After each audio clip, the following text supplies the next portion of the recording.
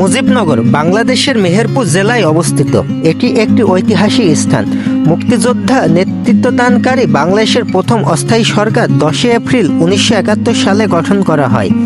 এরপর 17 এপ্রিল 1971 সালে সরকার শপথ গ্রহণ করে। এই সরকারের রাষ্ট্রপতি ছিলেন বঙ্গবন্ধু শেখ মুজিবুর রহমান। অস্থায়ী রাষ্ট্রপতি ছিলেন সৈয়দ নজরুল ইসলাম।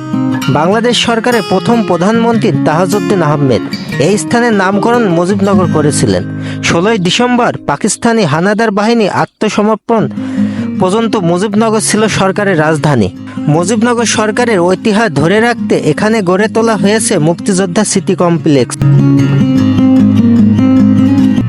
1971 সালে পাকিস্তান বাহিনী এবং বাঙালিরা কিভাবে যোদ্ধা করেছে এই মানচিত্রের দিকে তাকালে বুঝতে পারি। পাকিস্তান বাহিনীর নির্মম অত্যাচারে দেশ ছেড়ে ভারতে রওনা দিচ্ছে। তাদের সাথে রয়েছে খাদ্য, বস্ত্র ও ছাগল ও নিত্য প্রয়োজনীয় জিনিস। শত কষ্টের মাঝেও হাল ছাড়েনি বাঙালি। এই দৃশ্য দেখলে বুঝতে পারি পাকিস্তান বাহিনী কি নৃশংসভাবে বাঙালিদের হত্যা করেছে।